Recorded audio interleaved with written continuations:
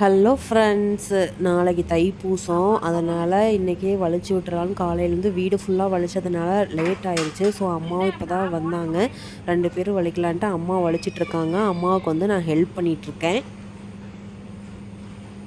காலையில் எந்திரிச்சாச்சு. எந்திரிச்சு கோலம் போட்டுட்டு இனி குளிச்சு ரெடி ஆனால் நம்ம கோயிலில் இன்றைக்கி தீர்த்தத்துக்கு போகிறாங்க. ஸோ நம்ம கிளம்பலாம், கோயிலுக்கு போயிட்டு பார்க்கலாம் ஃப்ரெண்ட்ஸ்.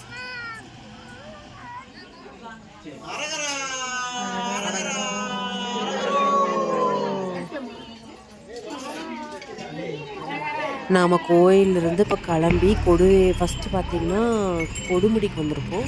அங்கே வந்து தீர்த்தம் எடுத்துகிட்டு 3 பக்கம் போகணும். ஃபஸ்ட்டு வந்து நாம் கொடுமுடிக்கு வந்தாச்சு. நிறையா பேர் வந்திருந்தாங்க தீர்த்தம் கொண்டுட்டு போகிறதுக்காக. நாமளும் வந்து தீர்த்தம் கொண்டுட்டு போகிறதுக்காக ரெடி ஆகிட்டுருக்கோம்.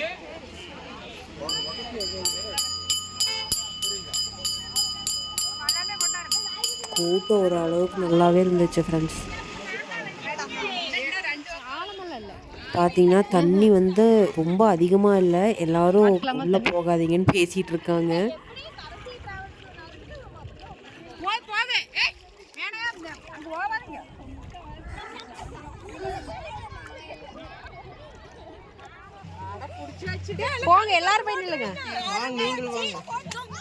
குளிச்சுட்டு வந்து ஃபோட்டோ வீடியோ எடுக்கலாம்னு நின்றுட்டுருக்கோம்.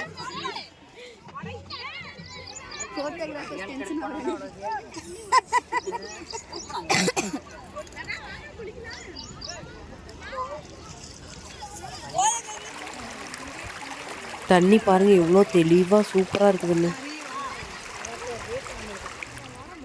இப்போ சொம்புலையெல்லாம் தீர்த்தம் எடுத்துகிட்டு மாந்தளையும் அங்கேயே சருவி கொண்டுட்டு வந்துட்டா. இனி கோயிலில் கொண்டு போய் வச்சு அதுக்கு சந்தனம் சிவப்பு திண்ணீர்லாம் இட்டுட்டு பூஜை பண்ணிவிட்டு அடுத்து மேட்டூர் போகலான்னாங்க. அங்கே கிளம்ப வேண்டியதுதான் நம்ம.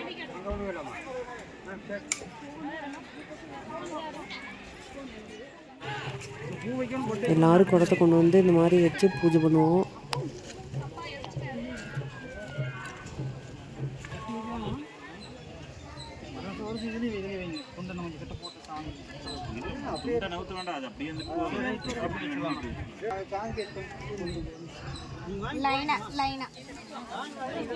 அவ்வளோதான், பூஜை பண்ணியாச்சு. தீர்த்த குடத்தை வாங்கிட்டு இனி கிளம்ப வேண்டியதுதான்.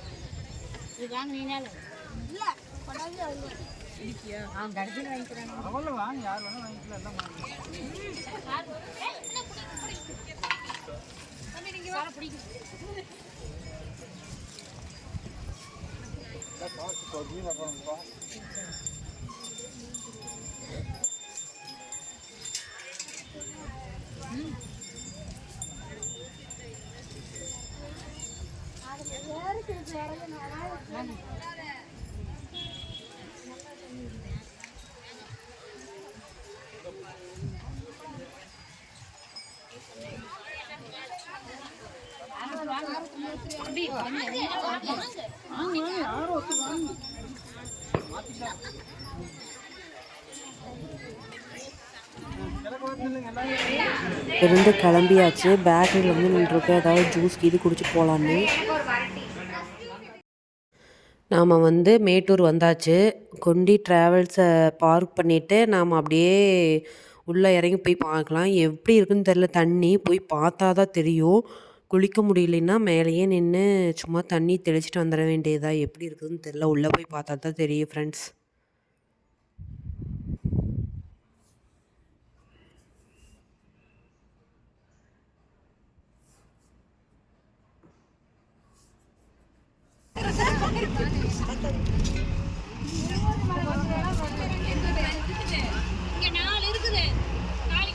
கடையெல்லாம் நிறையா இருக்குது. தண்ணி நாங்கள் நினச்சதை விட ரொம்ப அதிகமாக போச்சு. இங்கே பாருங்கள், இதுலாம் உள்ளே இறங்குறதுக்கே வாய்ப்பு இல்லை.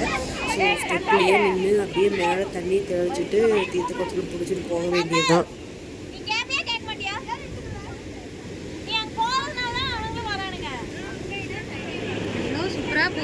அழகா இருக்குது. எவ்வளோ சூப்பராக இருக்குது பாருங்க. தண்ணி நல்லா தெளிவாக இருக்குது.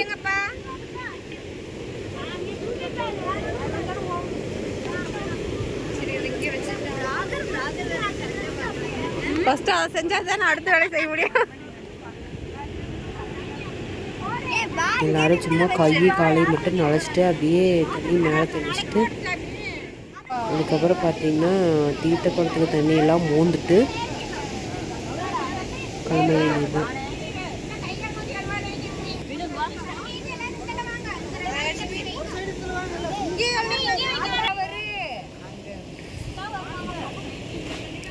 தண்ணியில் பிடிச்சாச்சு எல்லா குடத்துக்கும். இப்போ மாந்தலை செவிட்டுருக்காங்க. நிறைய மாந்தலை செலவுனால தண்ணி வந்து கொஞ்சம் கூட கீழே போகாமல் இருக்கும்.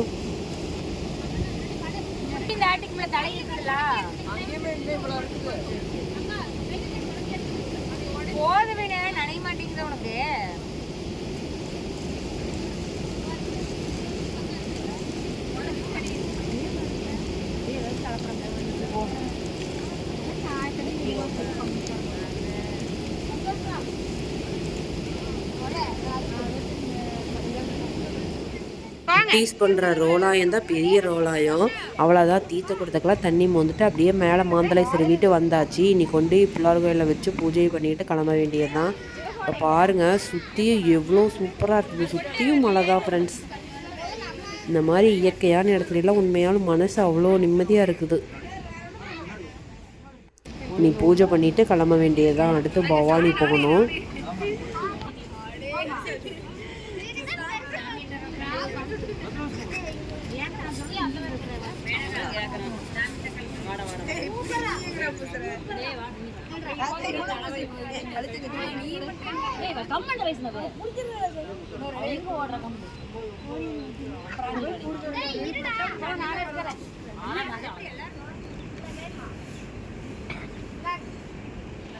மூணு பக்கம் போயிட்டு வந்ததுனால கொஞ்சம் இருட்டம் ஆயிடுச்சு. லாஸ்ட்டாக பவானி வந்துட்டோம்.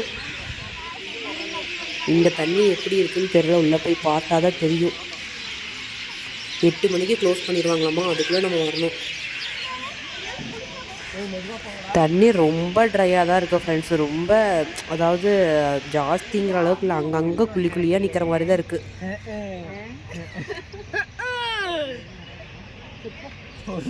இதுலேயும் போய் அப்படியே கைகளை நனைச்சிட்டு தண்ணியை எடுத்துகிட்டு போக வேண்டியதுதான். தண்ணி மோந்துட்டு வந்தாச்சு. மாந்தலையெல்லாம் வச்சிட்ருக்காங்க. ரொம்ப லேட் ஆயிடுச்சு.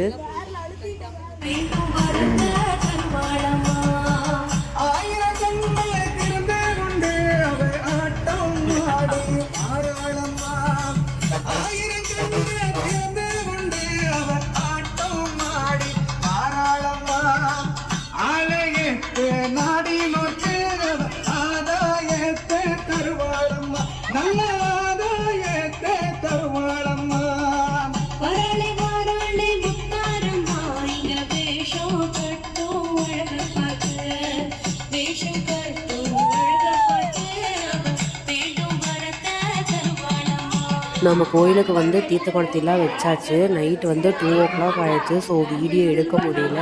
இந்த வீடியோ பிடிச்சிருந்துச்சுன்னா லைக் பண்ணுங்கள், ஷேர் பண்ணுங்கள், கண்டிப்பாக சப்ஸ்கிரைப் பண்ணுங்கள். பாய். வேறு ஒரு மீடியாவில் மீட் பண்ணலாம்.